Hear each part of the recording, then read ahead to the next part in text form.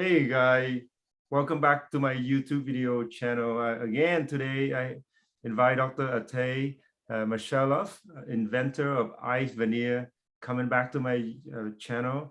We're going to take some time and just dive in and discuss about the technique, a little bit more in detail, the technique of the IVENEER, because a lot of you guys watching my video, but you still have skeptical and thinking about whether this stuff gonna work. So the inventor is right here today, and I want to pick his brain, ask him questions, challenge him, and hope that he's gonna provide us some good answer and some good solution to make our life easier daily. Doing veneer is sometimes it's great profit, but it can be stressful if you don't have a technique on hand that save your life, save your career. You work so hard, you get so much stress, you worry so much. Dr. Itay, welcome to the channel. I thank you for spending some time with me today. Hi, Luke. Hi, everyone. Dr. Itay, so a lot of my friends watching this, and they say, yeah, you know, it's just another plastic tool, and I worry about the size, I worry about the shape. I told them we have 3 different sizes, isn't it? 3 different sizes, or yeah? No, we have 2 different sizes, 2 different sizes. Small and a large one. Okay. But it will cover most of the cases. So yeah, this is not a problem at all. Right. And then the other thing they worry, after we finish it, we have to work hard to trim the margin and all of that. Would you go in right into the technique part and tell them why and how we can prevent a lot of overhang and a lot of material around? You have the technique that you've been working with this invention before, so please go step by step how we some of the trick that we can use this your plastic custom tray, and how you go through this and then prevent those little hard working for dentists. Can you please share with us? Yes, of course. Actually, the whole invention is to simplify and to get the veneer very quick and fast. So our product, it is a matrix, it is a template. And this template will give you a predictable shape and a repeatable shape of the veneer each time you will use it. So no matter what, whenever you will inject the material inside, you will get the same shape of the veneer.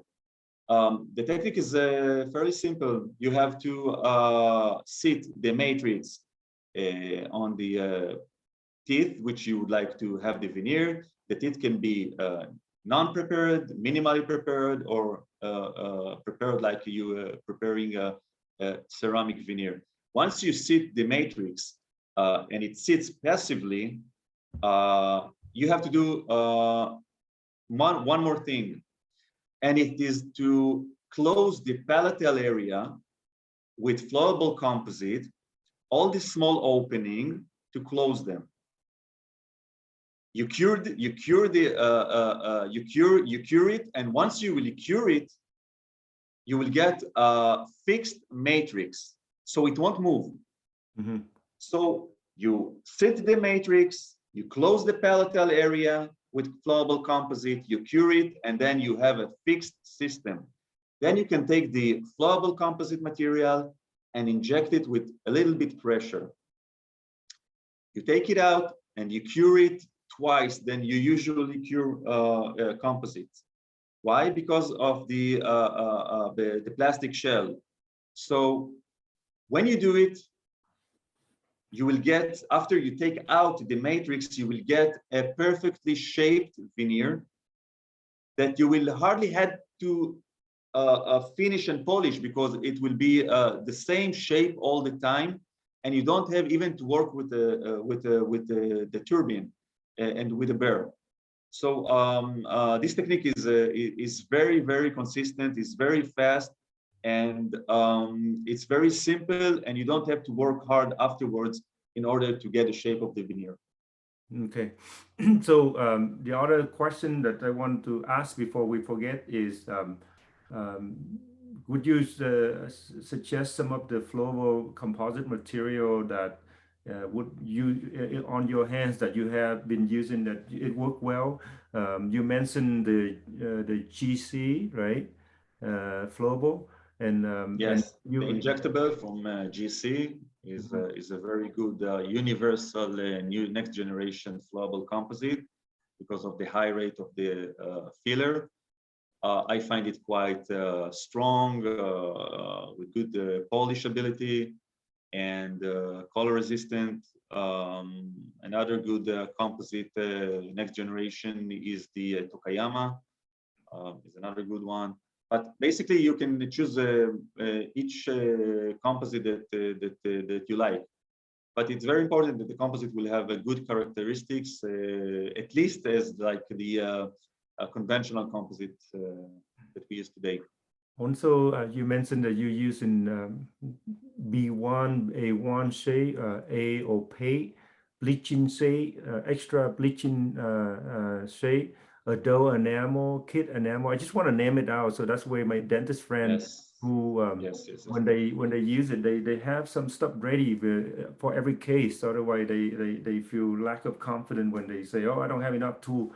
To provide the detailed case, especially when those difficult and picky case, we want to make sure we make the patient super happy. The other thing I want to ask is the strain. Dentist friends say, hey, this stuff may not be strong at the regular veneer. And would you just shine some light and explain why you think it's compatible with regular flowable? I mean, regular composite. Yeah, regular composite. The listen, the regular composite or the hybrid composite, they are quite strong, and most of us familiar with these composites regard composite veneers. But today, at least the empirical data says that, and the researchers from the company who produced the flowable composites, they mentioned that these composites have the same characteristics, even sometimes better characteristics than the conventional composite material. So a lot of research is done for this nanotechnology composites. I find the universal composite, flowable composites fairly strong and with good characteristics, at least as the conventional composites.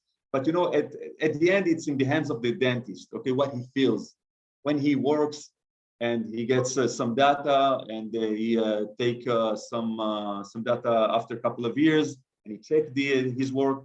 He can evaluate it and say, okay, this composite is really as strong as they mentioned or not.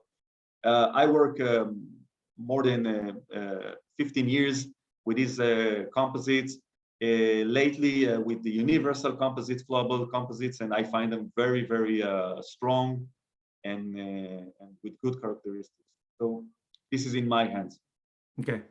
Also, you mentioned that the typical as well. I know that before you invent this stuff, when let's say if you're gonna do a regular veneer, composite veneer, how long do you think it take to do a regular regular veneer? Just one tooth. If we don't have that tool. I had a quite a journey with composites, with bondings.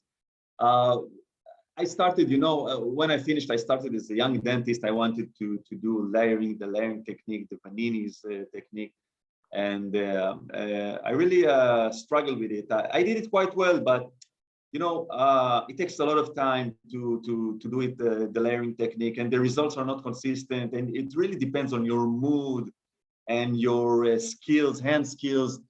It's not a copy paste, okay? It is not a copy paste. So actually the results vary.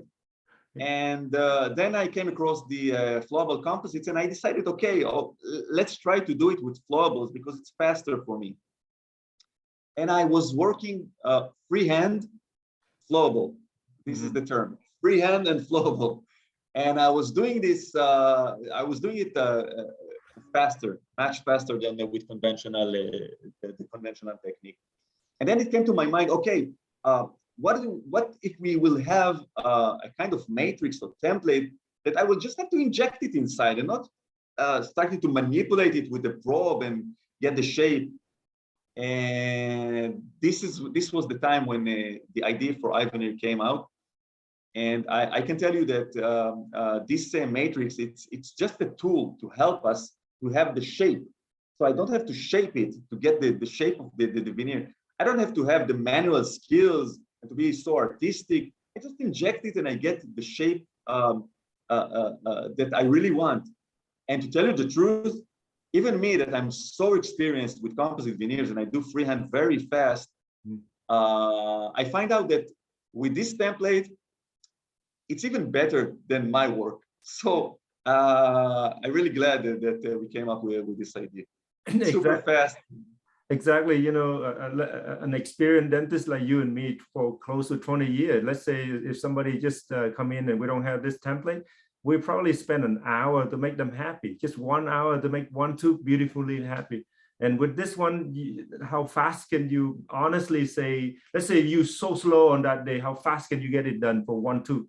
Just one tooth with the template. Wow.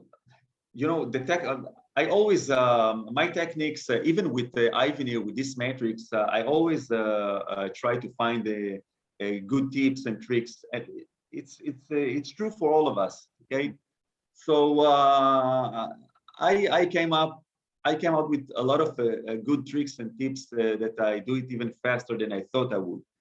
But to be honest, if I don't have to prepare the teeth, and it is and I just have to take the matrix and I have to see the matrix and inject the material. I mean, okay, I have to do maybe some a little bit preparation, etching and bonding. And then I put the matrix. And once I close the matrix of the flowable composite from behind, if I need, if not all the time, it's a matter of half a second to inject it and to cure it. So it's very, very fast. And then I don't have to work. I don't have to, I hardly finish and polish. For me, it can take from a couple of minutes to maybe more, but that's all. That's wonderful. You know, we have some template ready for us daily. That really is a lifesaver. I mentioned to you before we talk about this, I told you that, you know, with the technology in dentistry, it gives the dentist the ability to reduce stress. When, let's say I do a root canal, if I don't have a good tool, it's gonna be stressful. And now if I do a veneer, now I got some tool that is gonna be reduce my stress to the minimum level. And so I'm happy to see that. And the other thing is the question I don't want to forget is let's say the patient have little like tetracycline stain, and how do you approach this case? You mentioned that you would apply something first and then cure it before you put the template in, right? Yes. So in this case, when we have a darkened teeth, what I usually do, of course, I have to prepare the teeth a little bit more than usual, okay? Because I have to have some room for the material.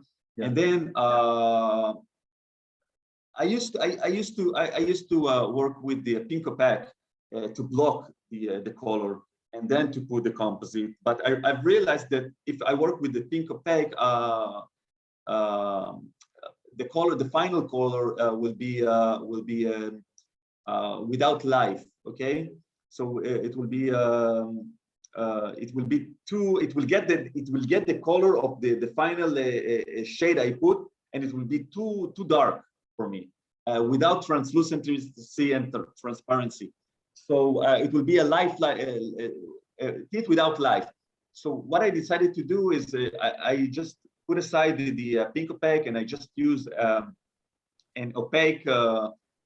For example, I use A3 opaque or A2 opaque as the first layer, and then I put the A2 opaque as the second layer and the A1 opaque as the third layer, and then I do the last layer of the emile. And I find out that this technique helps me a lot to do these cases. The final layer So you said you I do it start with with the IVENEER. I'm sorry, you said you start with A2 opaque first before you do no, sorry, A3 opaque first before A3 opaque, yes. And Okay. then I go to A2 opaque and then A1, Mhm. okay? But I do it in very, very thin layers, okay? Right. And the last layer, I put the IVENEER and I inject the last layer, which is the emile. It can be a juvenile emile or a Dante enamel layer, or it can be just an A1 or A2, which is not opaque. Should let's say if you want to do create some kind of enamel translucent, should you take the template, inject a little bit of enamel translucent on the incisal edge before you put it on, or don't do that? How do you? Yeah, I can do. I can do it. What I can do. I can just first of all, let's say that the tooth is broken and I have to build a palatal shell. So I built freehand the palatal shell and it is very thin, and so you can see through it. I use usually the emile shade, of course. It can be a adult or a juvenile emile shade. And then before I put the matrix, okay, I start to build the second layer